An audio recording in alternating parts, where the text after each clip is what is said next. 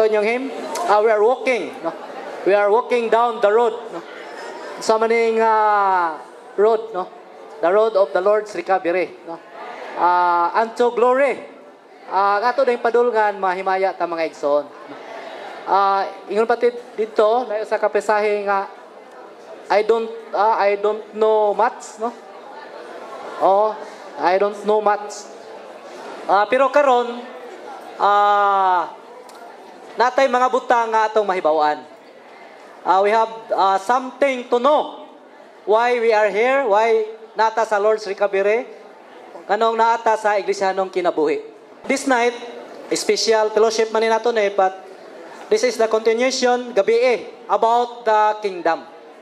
Now, as a sort of review, brothers, no, sisters, listen. Labi na mga level 1, no? Grade 7, high schoolers. Even you are so young, but I hope nga makabalo mo unsa ning kingdom. Okay? Naka-differentiate na mo, what is the difference between the kingdom of God and the kingdom of the heavens, no? Gabi mauna no, di kyo klaro, pero sige lang. The kingdom of heavens from eternity past to eternity future. O gikan sa walay sinugdanan nga eternidad ngadto sa eternity sa umalabot mao ni ang gingharian sa Ginoo.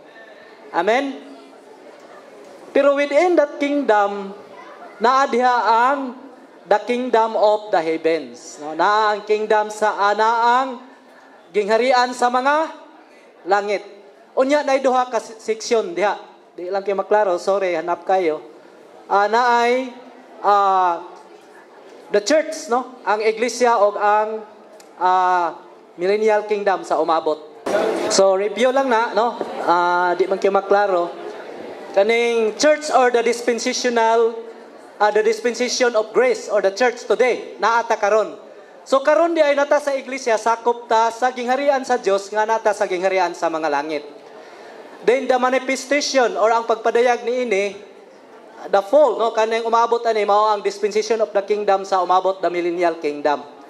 But the point ang akong ipaambit ninyo karon is regarding next brother, the decree, no, the unsay atong kagawian ingon nga mga kingdom people.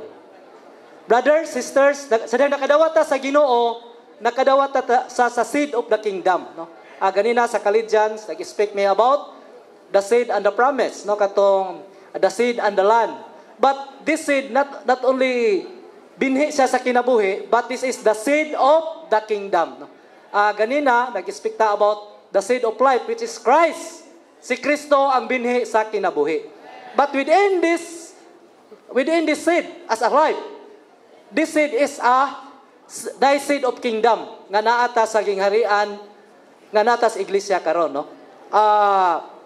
The miniature o ang atong kingdom life, o ang atong paggawi ingon nga mga kingdom people diha sa iglesia, atong paggawi karon mga igsoon. Okay? The sort of kanang atong kahibalo o knowledge, no? Una, the decree of the kingdom's constitution. So moingon tag decree ang paghatag sa decree o balaod sa katawhan sa Dios, no? Dili dito sa Galilee, Sea of Galilee, but in the mountain. Okay? So decree means mando or an official order issued by a legal authority. So nakasabot mo sa decree. Atong balaod ba di sa yuta na decree na pagmando. Order ni sa official nga gi-issue sa legal authority.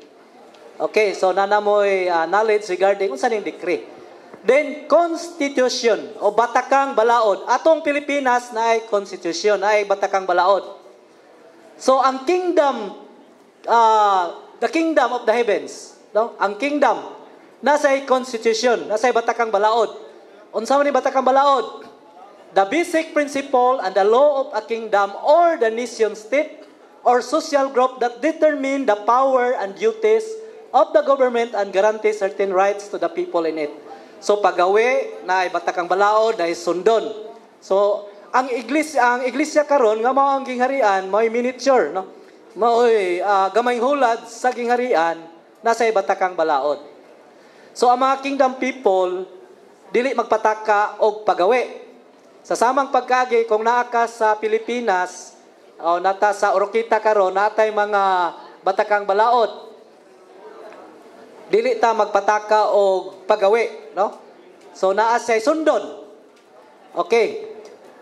Ahaman gihatag ang batakang balaod o the decree and the kingdom constitution. Dis aman gihatag ang the place and the audience, no? Kinsa ahaman gihatag una ang dapit o ahaman sa mountain, on the mountain sa Matthew 5:1 ang place and audience, ang decree nga gihatag mountain, no? Signify the kingdom of the heavens.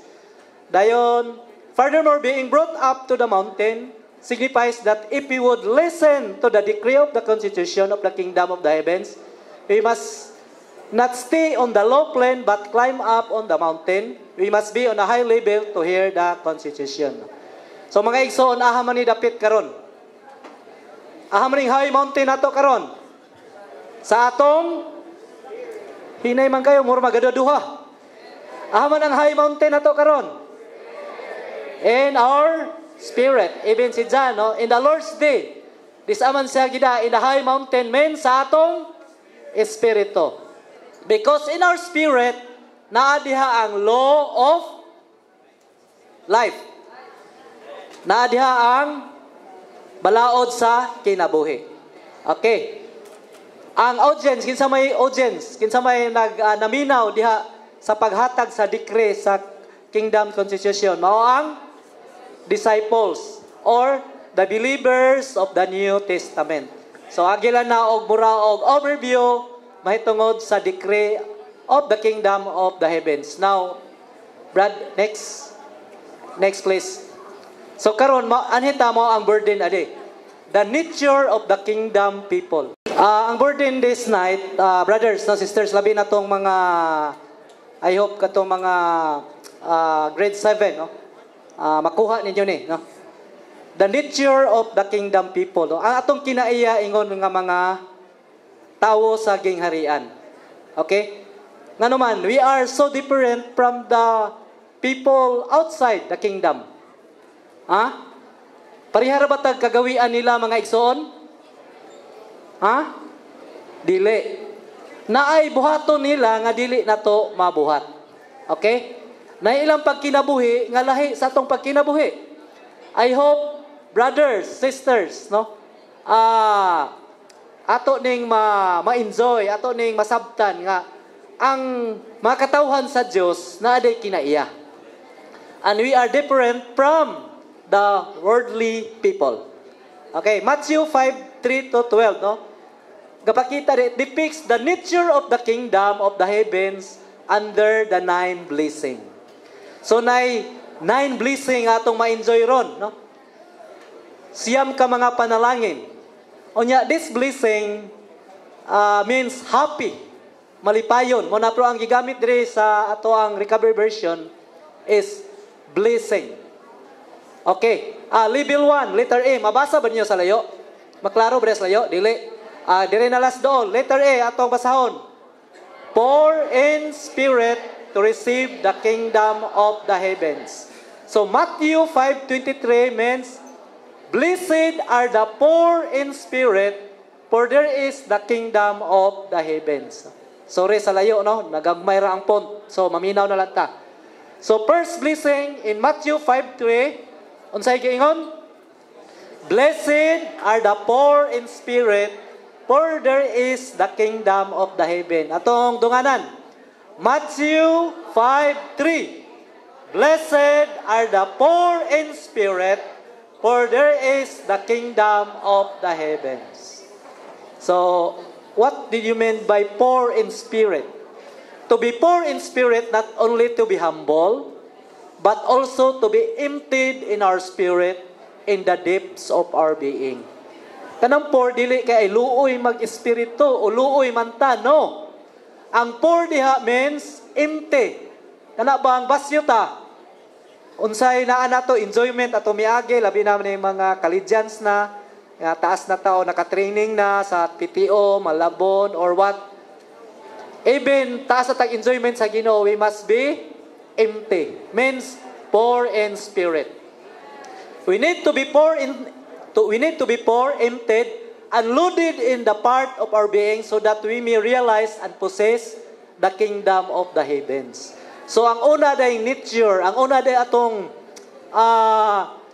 ang atong kinaiya ingon nga mga tawo sa gingharian mao day ang unsa man kabos sa espiritu, poor in spirit. Kabos means dili nang pobre, dili nang looy, means ang poor din means empty, basyo ang atong espiritu. Then kung mabasyo atong espiritu, we must possess the kingdom of the heavens. Naaday ta, naangko na to ang gingharian sa mga langit.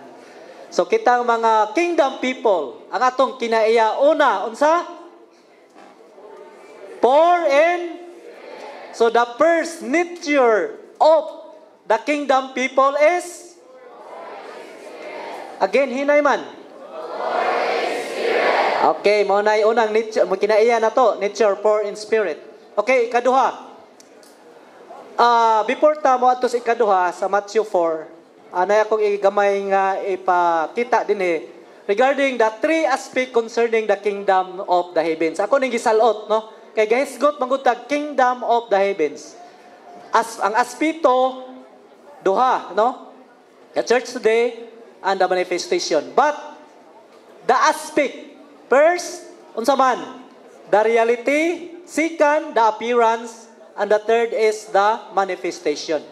So the reality is the inward content of the kingdom of the heavens in its heavenly and spiritual nature and the proper church life.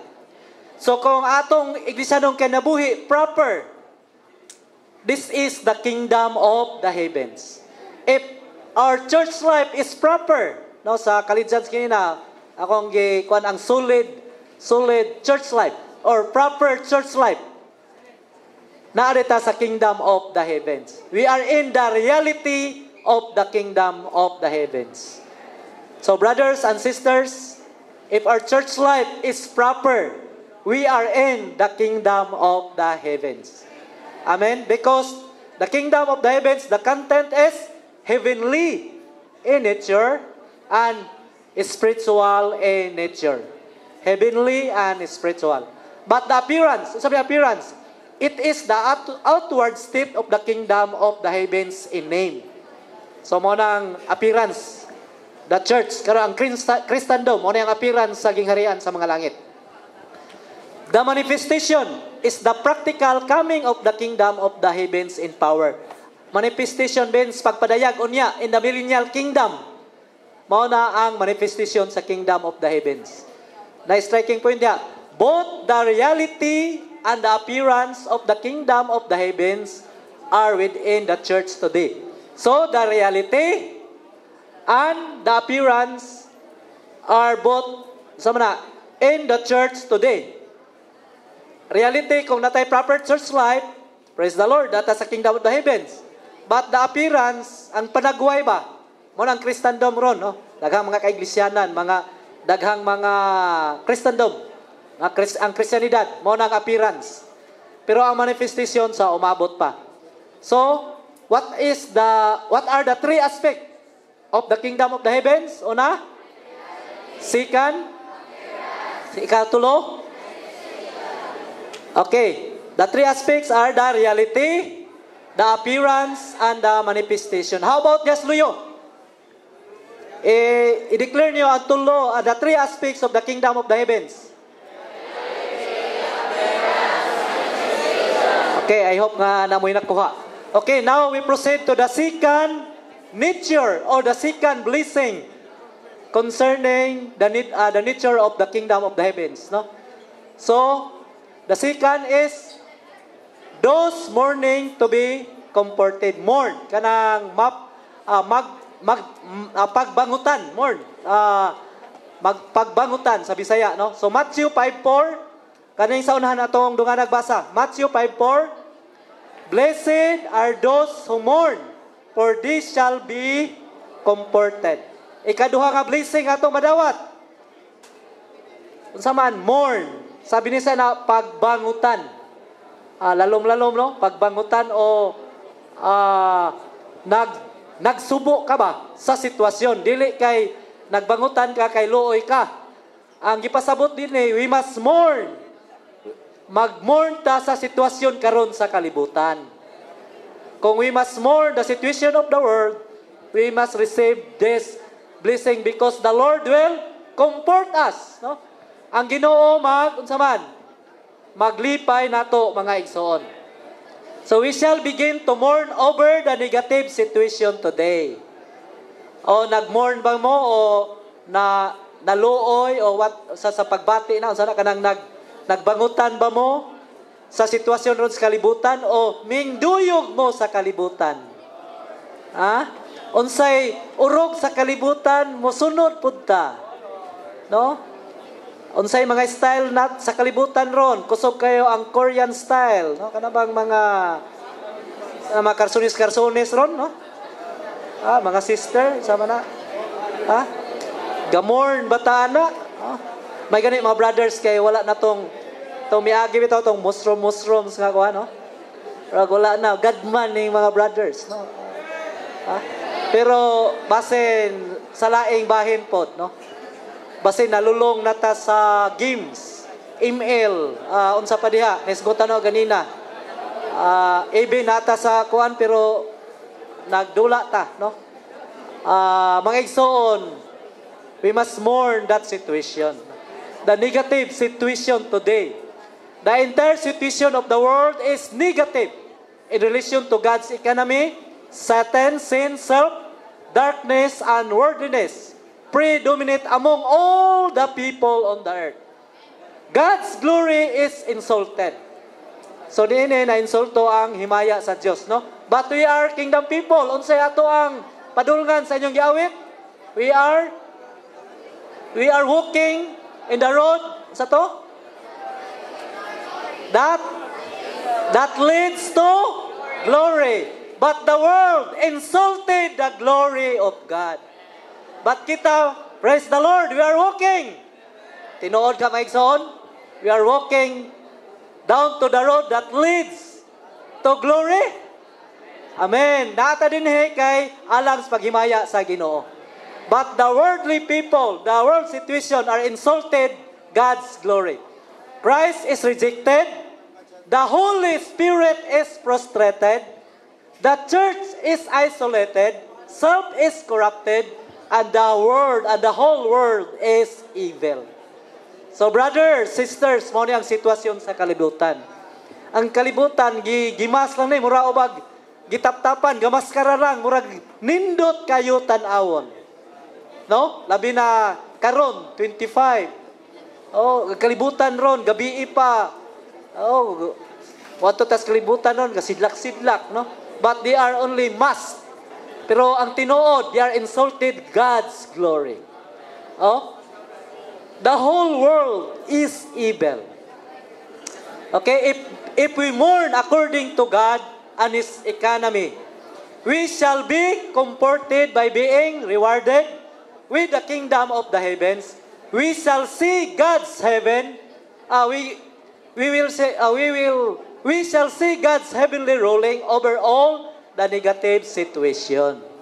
So bisang negatibo na, the Lord will comforted us and the Lord will rule over the negative situation. Amen? Kung this is our nature, our attitude as a kingdom people.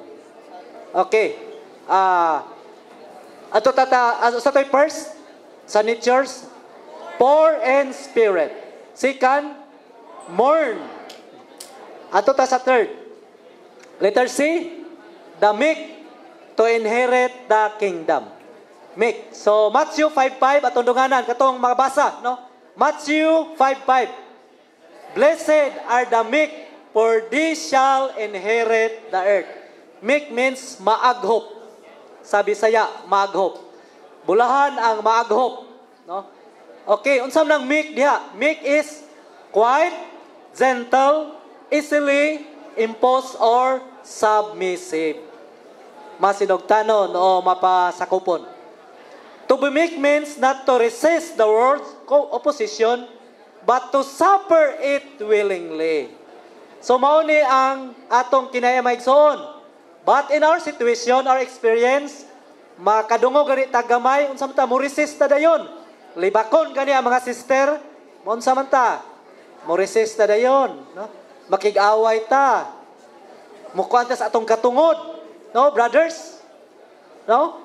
Masingkian lagi mo gamay, mubalos din mo, no? No? Napay bay mambuli niyo sa una kanang anaw bitaw? Sakit ba hagtok-hagtok? I don't know ron. Niya mubalos pud mo. Pero ang kinaiya meek. Meek bata, meek bata. Sa atong kaugalingon, dili ta meek. But through Christ as the seed of life, sa atong sulod mahimutang unsa man meek o maaghop. Okay? Not to fight or to resist. If you are meek, willing to suffer the world opposition in this age, we shall inherit the earth in the coming age. So atong reward in the coming age, no? Sa atong eskwelahan, no? Sometimes we receive opposition, ngano man, we are different from them. Oy, dili man ni mag-celebrate na Christmas, pero nakik-exchange gift lagi ni sila. Oh. Oy, wala man hindi mag-celebrate na sila o Christmas, pero tuwa man gapa selfie atong dako kay Christmas tree o sa lights. No? We have no roles outward, no? Pero ang Ginoo sa sulod may atong saman. Siya ang ato ang law of life mga igsoon. So, makadawat ta recession, makadawat ta og pag uban kani kuanta unsay nga ni bulihon ta tungod sa atong kinaiya. Nature, the kingdom people. But if we not resist, if willing to suffer the world opposition in this age, we shall inherit, no, the earth in the coming age. So this is our reward, this is our blessing. Og mao ni atong nature, mao ni atong kinaiya, mao ni atong paggawi ingon nga mga kingdom people. Okay? Last, young people, you must meek in your campuses. Pagdasig ni, no? Meek ba mo sa iyong campuses o kamoy mga astig dito? No? Brothers, no? Kamo ba'y mga manoy-manoy sa inyo ang campuses? Labi na collegians? Kamo ba'y manoy dito kay astig ba mo sa inyong kuan or meek mo? Kamo rin nahibalo ana, no? Kay ang Ginoo, the Lord will resist the proud and give grace to the humble. Okay? Sisters, no? Young people, tanan walay brothers and sisters, but here, young people, you must be meek on the campuses. So, mao ni ang tulo ka mga blessing atong madawat. Kung mao ni ang kinaiya, no? This is the nature of the kingdom people. First, unsa to? Poor in spirit, then mourn, then third is meek, no? Maaghop. Ingon nga mga tawo diha sa gingharian. Amen. Kani maigsoon dili ni mahimo sa atong tawonon, no? Mahimo kini diha sa kinabuhi sa Ginoo. So galabitan ni Mateo, di ba, na ni mag-constitution, labi sa unahan ani nga bisan pagsagpaon imo ang pikas aping, itahan ang pikas aping, no? Sa unahan ni, so this is only the first three ning ako ang portion aron kita magawi mahitungod ini. Okay, i-review nako before si Brother Richard. Unsa toy una? Again, four, second, third. Okay, amen. Brother Richard.